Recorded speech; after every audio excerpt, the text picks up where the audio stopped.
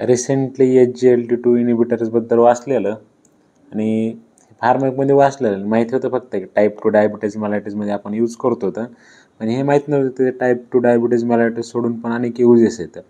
तर SGLT2 inhibitors first develop to lower blood sugar to treat diabetes म्हणजे type 2 diabetes mellitus आणि हार्टमध्ये पण हार्ट डिसीजमध्ये पण यूज करू शकतो. तर आपण हार्ट फेलियरमध्ये पण ते खूप इफेक्टिव्ह येतं आणि किडनी डिसीजमध्ये पण इफेक्टिव्ह येतं.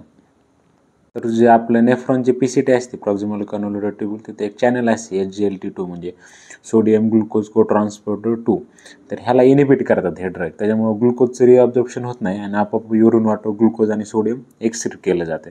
त्यामुळे शुगर लेवल कमी करतात बॉडीमध्ये. हे काही एक्झाम्पल आहेत कॅनाग्लिफ्लोझिन, त्याचं इन्व्होकॅना हे आहे ब्रँड नेम, डॅपाग्लिफ्लोझिन, फार्क्झिगा आणि एम्पाग्लिफ्लोझिन जार्डियन्स दिले. एम्पाग्लिफ्लोझिन जे की FDA लेबल्ड आहे, क्रोनिक किडनी डिसीजमध्ये यूज करू शकतात.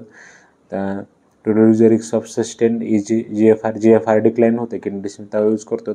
टाईप 2 डायबिटीज मेलायसिसमध्ये पण यूज करू शकतो. तर आणि पुन्हा हार्ट फेलियरमध्ये पण यूज करू शकतात. Diabetes mellitus CKD. पुन्हा डॅपाग्लिफ्लोझिनचं तसंच आहे, chronic kidney disease, diabetes mellitus आणि हार्ट फेलियर. तर हे दोन ड्रग्स आहेत डॅपाग्लिफ्लोझिन आणि एम्पाग्लिफ्लोझिन.